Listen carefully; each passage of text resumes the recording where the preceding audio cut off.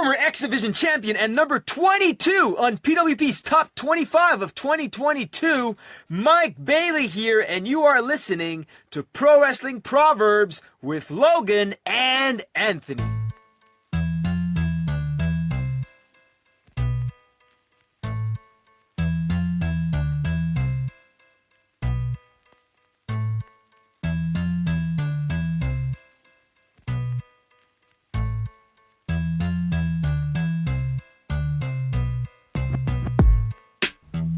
In wrestling lately, buzzwords make the world go round. On social media, on TV, and I feel like a set of words that have become a pretty big buzzword, especially since we came back, is Forbidden Door. AEW definitely brought this to fruition, brought this to prominence. And it seems like lately WWE's been the one that's been opening the Forbidden Door. Now I know Triple H, he likes certain phrasing, and I'm sure it's something he doesn't want to use. But there's been rumors that they're going to have partnerships with other promotions in Japan, as seen with AJ Styles and Io Shirai, such as Io Sky. There's been rumors about partnerships with Mexican promotions. We've seen them work with they're gonna call it over in Scotland and Ireland. They call it the Prohibited Portal. Yeah. The big one though, starting at the Royal Rumble last year, was this partnership with TNA/Impact. I guess technically it started 2 years ago with Mickie James, but that was kind of a forgiveness package instead of a severance package for Mickie James, because the story of putting all her stuff in a trash bag and sending it back, and she's a legend of the sport, etc., etc. But last year at the Rumble, we got Jordynne Grace's first appearance, and what I'm sure you thought, because I thought the same, would be her last appearance until she actually signed with the company. Lo and behold, she showed up on NXT to challenge Roxanne Perez, which I love. I love them both. I didn't care who won. I was excited. And besides these two, we also saw Kazarian and Joe Hendry on NXT TV. Yeah. Joe Hendry had a huge pop. The camera shook when he came out. You could tell he was touched, because for those that don't know, Joe Hendry he essentially started, he had some appearances before that, but on What Culture Pro Wrestling, which was essentially an internet independent show. It was fun to watch while it was on, but I'm sure to go to Full Sail and have them singing his theme, that's a pretty cool moment. I still have never understood how a wrestler, when the crowd reacts like that, doesn't break. I mean, you've seen Edge do it a couple times, where he'll hear the fans singing, and you can tell something changes in his demeanor, but I don't know how others don't. And I'm not talking goosebumps like The Rock. Yeah.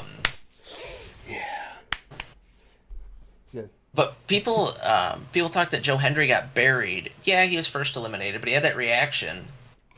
He had to work for 5 seconds, and then he got to go backstage and do a little tape segment with Shawn Michaels, where Shawn Michaels said, "I believe." I don't really think that's a burial. No, and nobody else got to do that. He's the only one that got promo time, too. Yeah.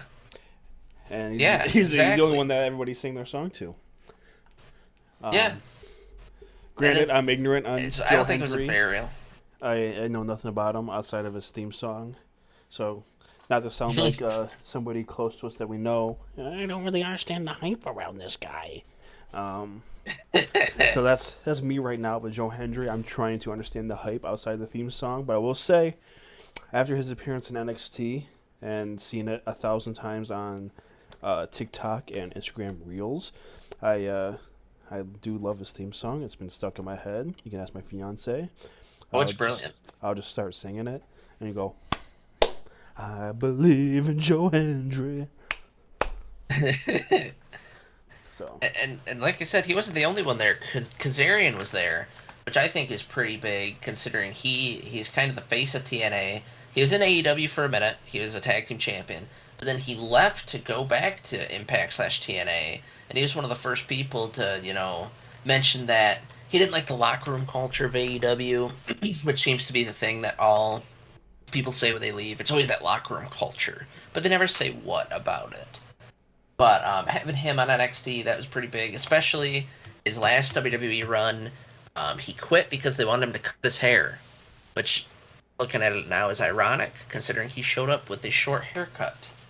But I digress. The reason that I'm bringing this up is because even though AEW has made the Forbidden Door popular right now, and WWE seems to be bringing it back, I think TNA/Impact was the first and quite possibly the most successful with it at times, and the most unsuccessful with it at times. Now, their Forbidden Door journey actually started when the company was founded. Because I think a lot of people forget, they were actually called NWA TNA. So they were a NWA territory created by Jeff and Jerry Jarrett. People talk about how the NWA is kind of irrelevant now. I mean, it made its comeback, but then Tyrus kind of ruined that, and Billy Corgan ruined it, and yeah, we can... things happen. If you want to hear about that, go. We have a podcast talking about how the NWA had a fall from grace, but I think it's more NWA did have. It's a Tyrus hate podcast more than anything. Yeah, I do hate him. Yeah. But the NWA, of course, the title jumped around. Shane Douglas did win it, and then threw it on the ground because he wanted to be ECW champion. Then it bounced around from people from 94 to 99, early 2000s. I mean, you had Sabu winning it, Steve Corino, Chris Candido, Dan Severin.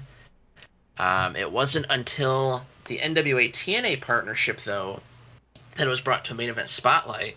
And the first NWA TNA heavyweight champion was none other than Ken Shamrock, which in 2002, he was still uber popular with the UFC. He had just left the WWE maybe 3 years prior to this. Big moment for Ken Shamrock when he's first world title. And from there, when it was still NWA TNA, you saw Ron Killings, Jeff Jarrett, AJ Styles,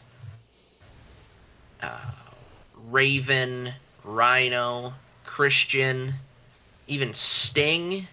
Sting won it in Plymouth, Michigan, by the way. Hey. Abyss and Christian Cage all winning the NWA title. And it's recognized in NWA history. So, I mean, that's a big historical stepping stone for Sting, for AJ Styles. The NWA TNA partnership was fun. It was from 2002 2004. Like I said, from the beginning of TNA till about 2004. They did have the NWA tag titles as well.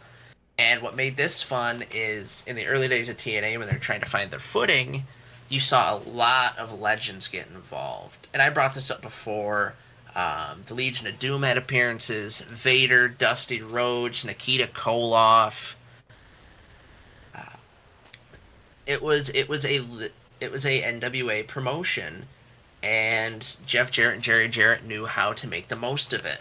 Now, once TNA started getting bigger, they did separate, of course, to become TNA Wrestling, which I understand you're bigger than the NWA name, and you don't want to have to run things through the committee, or so they say. But I sort of like to see that partnership go on a little bit longer. I don't think 2 years was necessarily long enough for TNA to get its footing. Around this time, though, they did have another partnership, which, again, I think people forget about, with Ring of Honor Wrestling.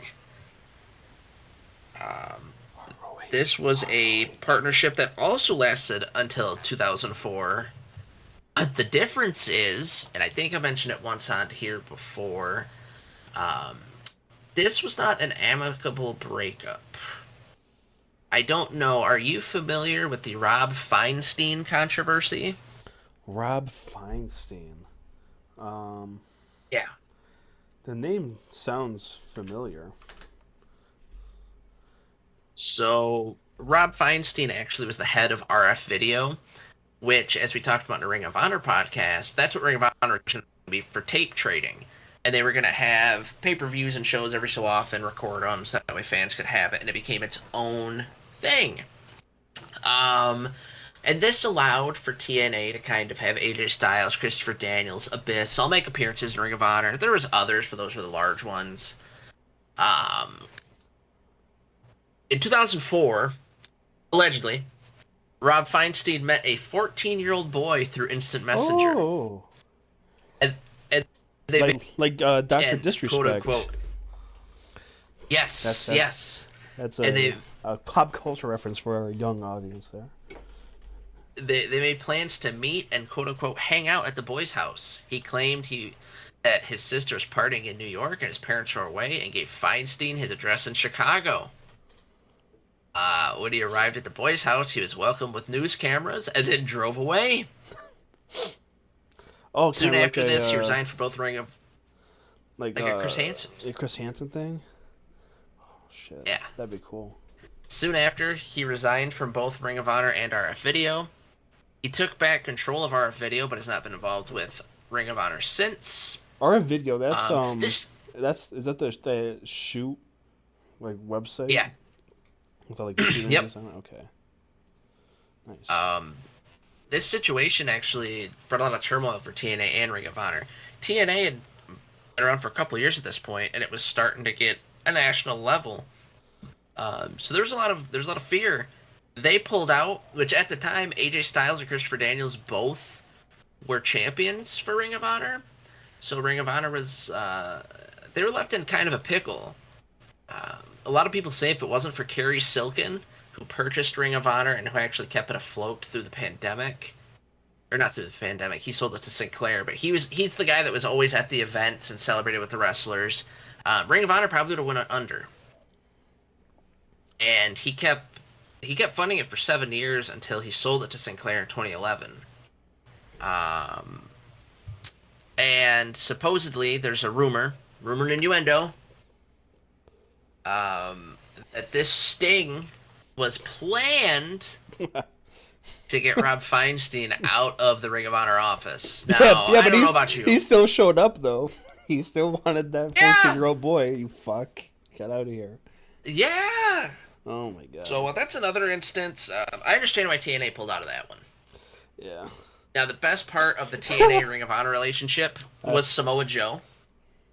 Samoa Joe actually made his appearance or his debut for TNA while still with Ring of Honor, and they referenced it on TV, which at the time, even though it's TNA, was still kind of big news to be like, oh, this guy's from Ring of Honor. He was undefeated there. He's a monster, and he actually remained undefeated in TNA until Kurt Angle showed up.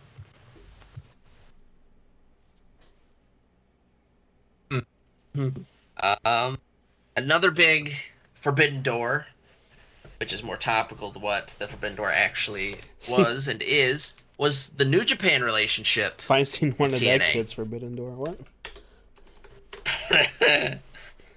I'm done. We'll talk about the bad briefly. Everyone's heard about it. Okada's stint in TNA, where they put him under a mask and made him like the sidekick in the Green Hornet. Almost ruined Okada's career. But, it wasn't all bad.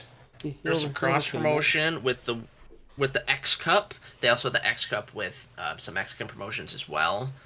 And this was for the TNA X division, so it's a lot of cruiserweights, a lot of light heavyweights.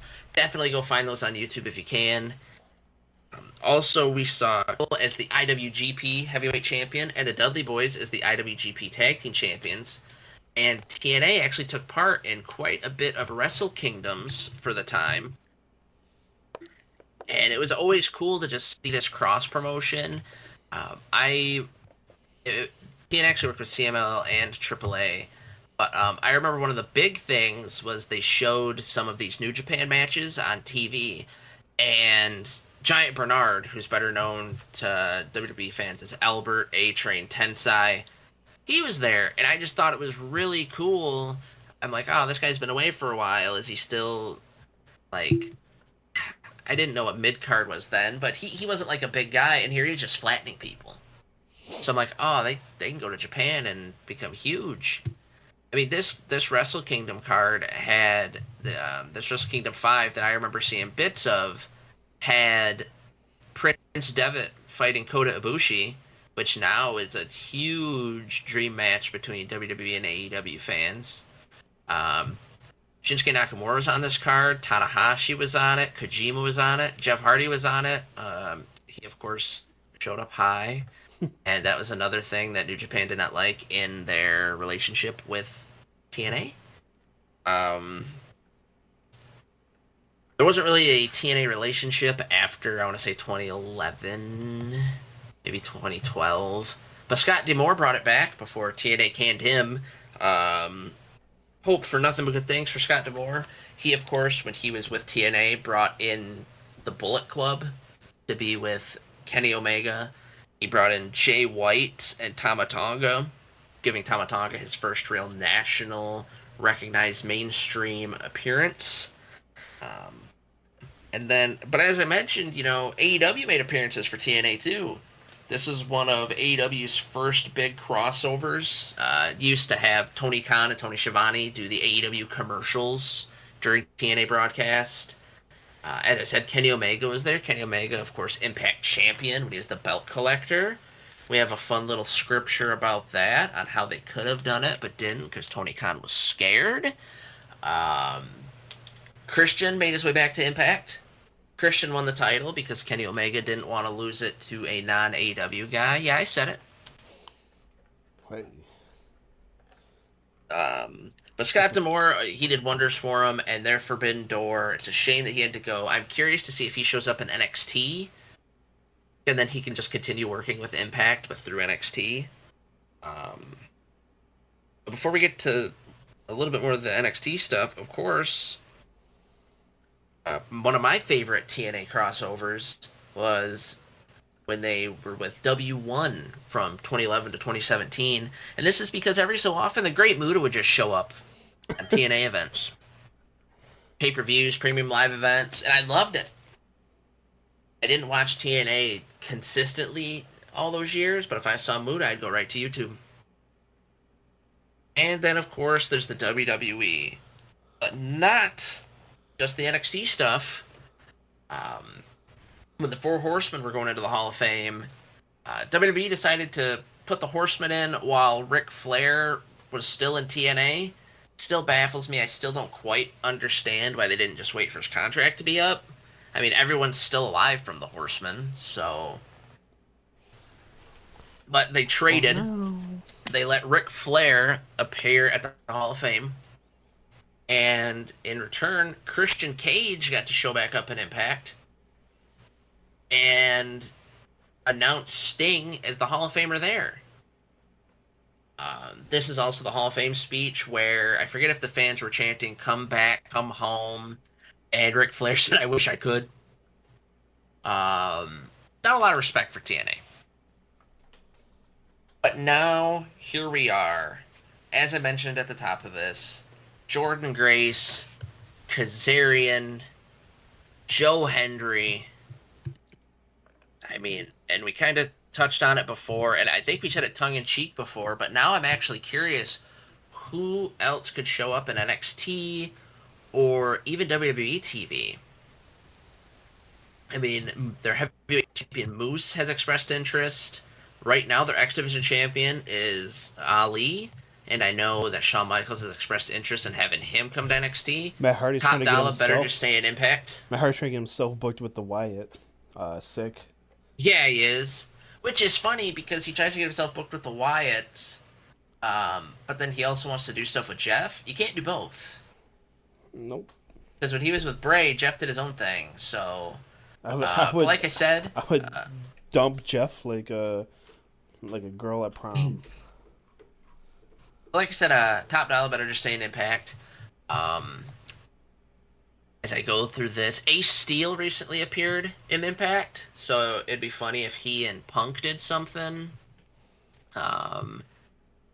Of course, Ash by Elegance, the former Dana Brooke, Brian Myers and Matt Cardona, Kurt Hawkins and Zack Ryder, respectively. Eric Young, I mean, he was one of the first that left because Vince was coming back. Now that Vince is gone and there's this crossover, you see Eric Young showing up. Hammerstone, the big, just beefy man. I'd love to see him fight Braun Breaker.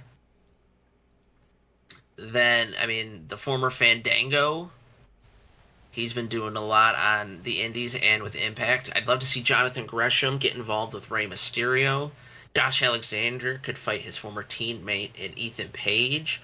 Or we could see Josh Alexander and Chad Gable mix it up in a just technical masterpiece experience. Kushida could come back.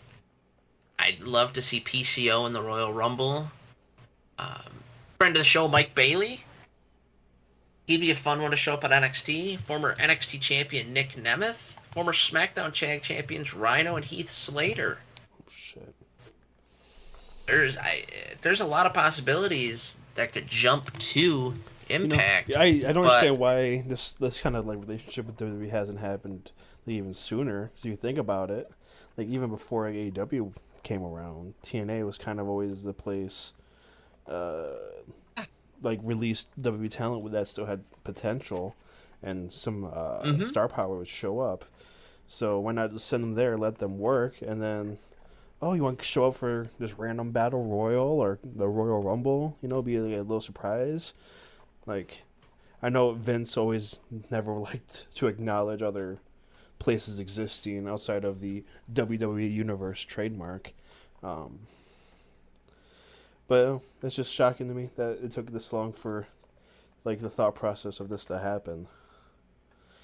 Well, maybe it is wanted thanks to AEW, because of how sour the TNA AEW relationship ended. It seems like. Yeah, I think it'll be interesting if Triple H ends up being the guy that has the larger forbidden door than Tony Khan. Because I know that's what Tony Khan wanted, but it seemed like there's a couple relationships, like you said, that soured, and Triple H kind of reaping the benefit. But I mean, even WWE could help TNA out.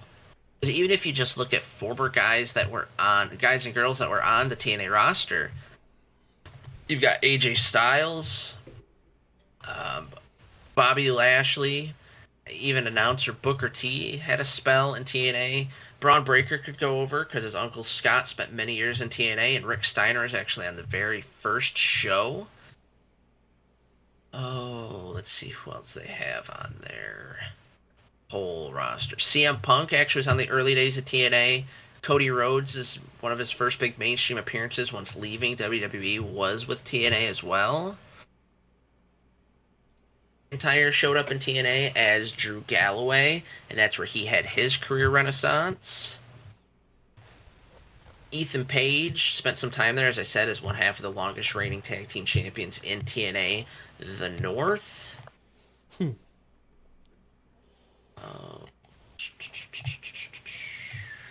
Carl Anderson and Luke Gallows when TNA had its forbidden door with New Japan. LA Knight was Eli Drake. I hate it. WWE could send numerous people over. Do I think that they'll pull the Mitchin, who is Mia Yim, was there. MVP was there. Mr. Stone. Do I think they'll pull the trigger and send main roster yet? No. Do I think if this partnership keeps up till like Royal Rumble time next year, then I think there's a chance. Heck, even Nick Aldis, the SmackDown GM, he won plenty of belts in TNA as Magnus, a member of the British Invasion. Yeah. R-Truth was the second NWA TNA heavyweight champion. He actually won it twice over there. Being recognized as one of the few African Americans to win a heavyweight championship for a major sports promotion. Bobby Roode, who now primarily is a producer. Of course, singles run and that tremendous run with Beer Money. And I keep finding more people on the roster that could go over. it's crazy, like you said, that they haven't done this before. I'm excited to see where this partnership goes. I'm excited to see, besides TNA, what other crossovers we have. I think this, if this continues, makes the Royal Rumble as exciting as it could be. Yeah. Because now the returns aren't going to be, just The Godfather, or Hey. here's producer Road Dogg coming out, 100 pounds more than when he wrestled. Let's see if he can shake, rattle, and roll. Like it's going to be actual superstars. I, What's wrong with The Godfather? That was a low you know, blow. I, you know, if I cared about the hose, it might be one thing. But watching him come out and just get kicked over the rope year after year, that spot can only be done so much. It's all right. I Maybe this will open the door for D'Lo Brown to come back to the WWE. Nope. It could. I'd rather have Godfather. I'd rather have D'Lo shaking his little head. We're talking Man, about there's this. That's funny. So we're talking about this, and there's also a very good possibility that there's no TNA involvement in WWE ever again. They just stop. Did you read that somewhere? No, Oh, I'm just saying. you're saying It's because just- I remember. Well, I remember we talked about AEW and TNA and all the possibilities, and it ended. So if this ends, I guess my bad. That's on me, folks. My Like our truth. Can I say my bad? bad. But yeah, TNA's had a forbidden door, a long, illustrious forbidden door that keeps opening and closing. I'm hoping Scott D'Amore getting fired scared me, but it seems that they haven't lost momentum, and especially being paired up with WWE, they haven't lost momentum. I think this will help too, because I'm sure WWE would be more than happy to not send, but Paul Heyman always likes to help the younger talent. And then you've got Gregory Helms in the back and Abyss in the back, and so there's a lot of TNA crossover to where I don't. Jeremy Borash is Triple H's number 2 now, and he was the ring announcer for TNA for the longest time. I'm happy with it. I know that some wrestling fans aren't because, like I said, oh man, they buried Joe Hendry. Oh my goodness, they didn't have Jordan Grace win the NXT title. Wow. Like, they still had their feuds. They kept feuds going on NXT TV. Like I said, he got to have the crossover with Shawn. I don't think TNA could have asked for more, and it seems like the ball is just continuously rolling. So as long as Triple H doesn't inherit any of the bad qualities from his father-in-law, I think this Forbidden Door may be one that stays open and benefits all. One can hope. I think it's better for wrestling when egos are put aside and you do what's right for the fans. So. Mm-hmm. Yeah, take some notes, Tony. Hey, maybe Tony can get involved in this. Maybe Ooh, AEW, WWE, Forbidden Door. You can't say that every person that owns the current wrestling 2K games haven't done a AEW WWE crossover match of some kind. Yeah, how long until Chris Jericho shows up in WWE? That's 100% who they'd send. 100%. Yeah, they wouldn't send anybody cool like MJF or Omega. No, or, it'd be Jericho, or it'd be Dustin to team up with Cody. No offense to Dustin, but yeah, I could see in like best case scenario, they send the Young Bucks over with maybe Omega after they're done. They're in a feud now. Okay, maybe somebody else besides Omega to feud with the New Day. That seems like to be or even just the Usos maybe, so you don't have to have a third person. Or no, Big E's injured, so you can send the Young Bucks over there. I forgot. Sorry, Big E. forget that you got dropped on your head. I'm sorry. He could be a manager. Yeah, thanks, Ridge. Fucking hell. He's doing good but at yeah, the like I Michigan said- Panther games, I think. Like I said, I just hope that this Forbidden Door stays open. It seems to be benefiting all. And, whether we think Tony Khan, whether we think, I know probably a little bit of this is Cody Rhodes, whether it's a little bit of this is Paul Heyman, whether it actually is all Triple H. Whatever it is, like you said, it benefits all. And I'm excited to see what happens, especially come Royal Rumble time. But you know what else benefits all? What does?